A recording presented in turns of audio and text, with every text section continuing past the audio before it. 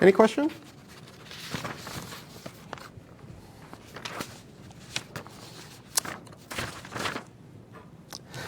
Okay. Good. So it's basically the last thing I'm going to say about fields. And now let's move to talking about polynomials more generally. We'll start out writing over here. So this thing I'm erasing is saying that a polynomial over a field is like a formal expression where you have indeterminates and coefficients. But OK, as you now know, you can also think of it as a function, too, because you can plug in field values for those indeterminates, and it like computes a number given an input number. So we'll often do that. And there's a very simple fact about this, which our local expert on fields and polynomials and everything, Professor Venkat Guruswamy, calls the degree mantra, because basically, because he feels that like every fact about polynomials that you ever need to know is derivable from this one fact, which is, as I mentioned before, just a non-zero univariate polynomial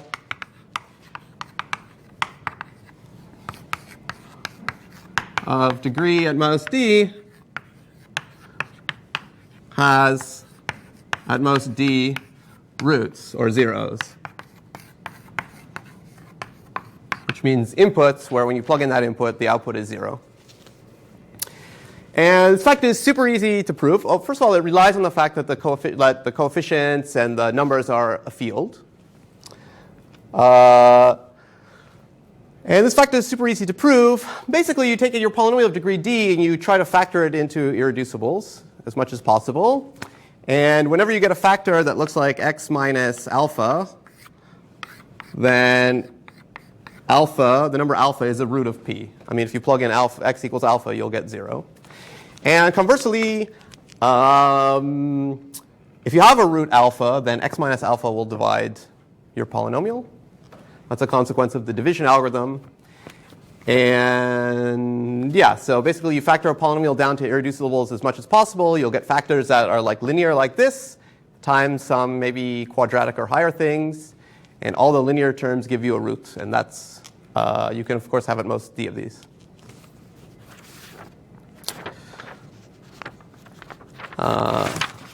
Great. So it seems super simple, but let's see a basic use of this fact and a basic application of polynomials in theoretical computer science. So this application comes from a major area of CS theory called communication complexity. Perhaps you've heard about it. We might mention it a little bit more in this course. And communication complexity is like the study of computing when two parties are computing functions, and you don't care about their computational costs, you don't care about their memory, you don't care about time. The thing that you measure is how much they need to communicate in order to compute the function. So here's the picture to have in mind.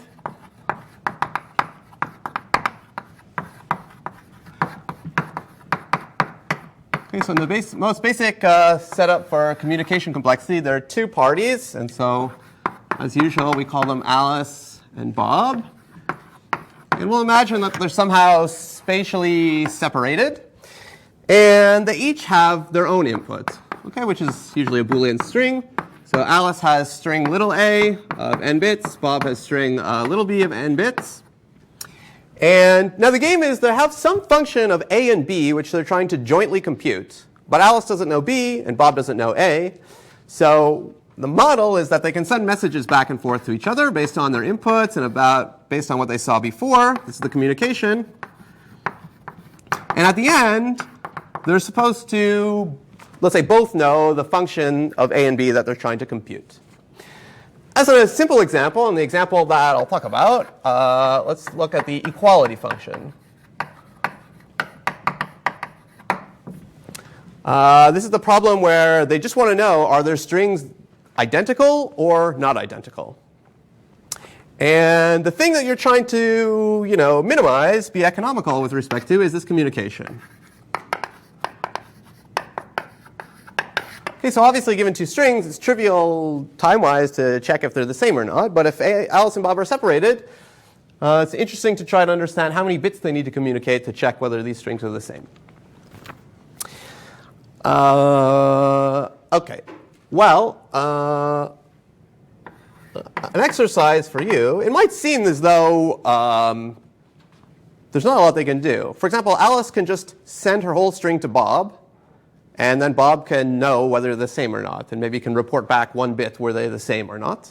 Alice and Bob are like working on a team here. There's nothing adversarial. That uses like n plus 1 bits of communication. And it almost might seem, if you haven't seen it before, there's nothing else they can do. And that's actually true. Any deterministic algorithm solving this problem needs to communicate n plus 1 even bits of communication.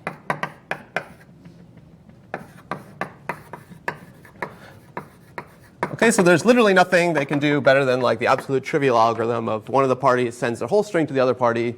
The other party tells if they're the same or not and reports back the 1-bit answer. And that's not very hard to prove.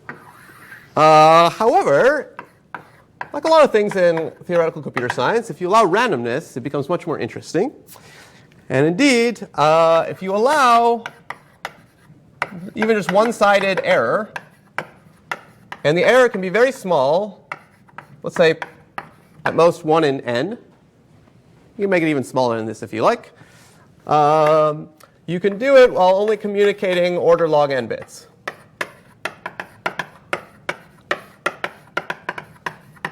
And just a quick comment on what I mean by randomness here.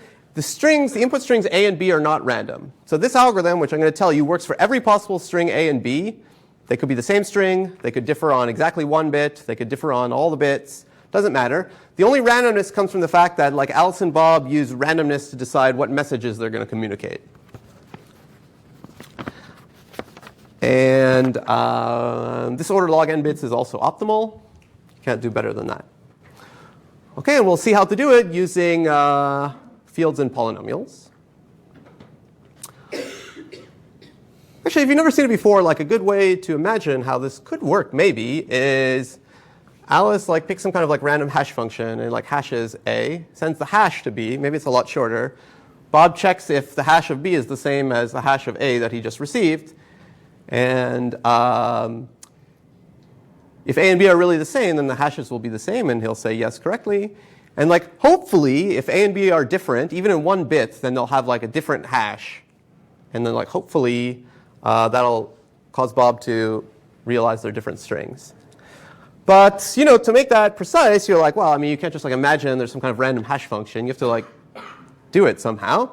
And we'll see one way to do it in a way using fields and polynomials. There's multiple ways to solve this problem, but the fields and polynomials way is kind of nice. So let me tell you how they do it. I'll just tell you the protocol.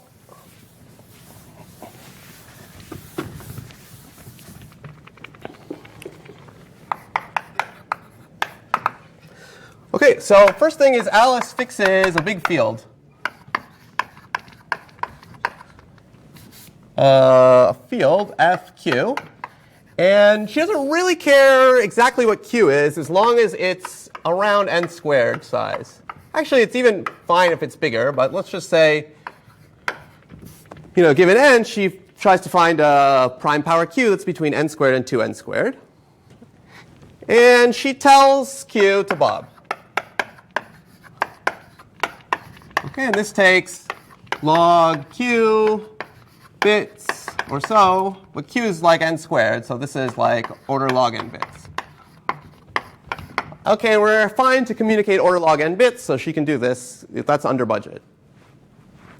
And actually, there's a variety of ways to do this. Since we don't care actually about like time complexity or space complexity, like you can just say, oh, Alice tries every number between n squared and 2n squared until she finds a prime, or finds a prime power, or you can do any of the things we said before. You can use like Van Lint if you're willing to make this between like n squared and n to the 6th, which is also fine. But we can just say, like, Alice, uses up all her time to find a prime between n squared and 2n squared and sends that to Bob. Okay, so now Alice and Bob are both thinking about the same field. And now they also just think about their input string as a polynomial. So Alice, in her head, forms this polynomial, p sub a of x, just by using her bits as coefficients. So a n x to the n plus a n minus 1 x to the n minus 1 goes down to plus a1 x. That's it.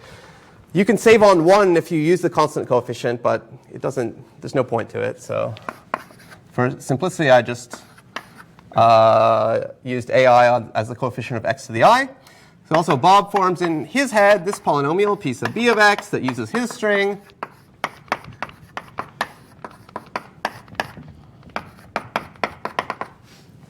Okay, now the problem, okay, so they think of these as polynomials in f q to the x. Now it's a bit funny because the coefficients are 0 and 1, but 0 and 1 are numbers in every field, so it's fine. And their goal now, formerly it was to test if these strings were identical. Now they're trying to test if these polynomials are identical.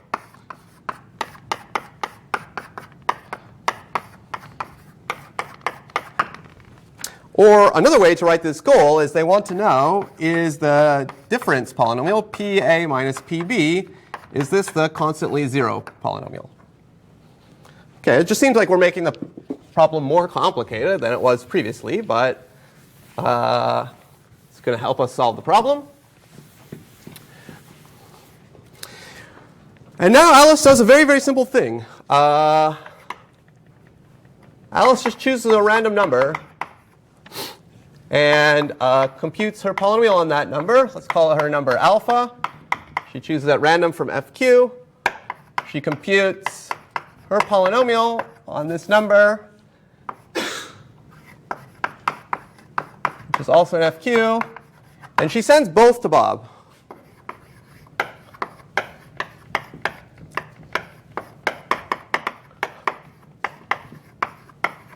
I feel like maybe it's best to assume that q is a prime. So these are really just integers mod q. And this is like basically 2 log base 2 q bits, which again is order log n bits. So that's under budget. And OK, so basically Alice has picked a random alpha and said, Bob, my polynomial's value on alpha is this. And Bob now knows alpha, so Bob can compute his polynomial's value on that. Alpha, pb of alpha, and checks if they're the same.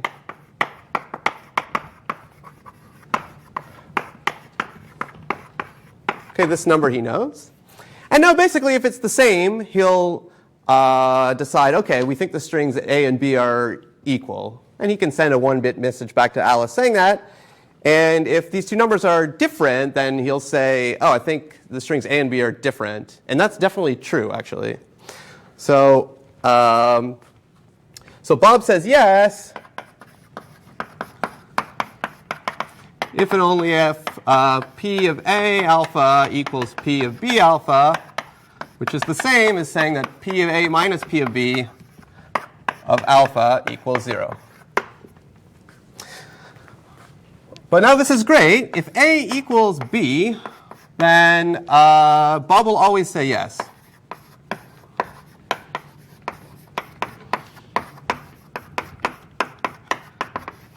Which is wonderful. That's as desired. And what happens if a does not equal b? Well, the key point is that in this case, pa minus pb is not the 0 polynomial. That's the only deduction we're making. It's not the 0 polynomial. And also, we know its degree is at most n, clearly. And so, therefore, we know there's this polynomial here. It's not the 0 polynomial. Its degree is at most n. So there's at most n different alphas, which could make it output 0. But we're choosing alpha from among at least n squared possibilities. So therefore, the probability that Bob computes these things to be the same value, which is the probability over alpha that pa minus pb of alpha is 0, He's at most n, the number of roots of this polynomial, whatever it is, divided by n squared, the number of choices, which is at most 1 over n. OK, and that shows that he's unlikely to falsely believe that A equals B.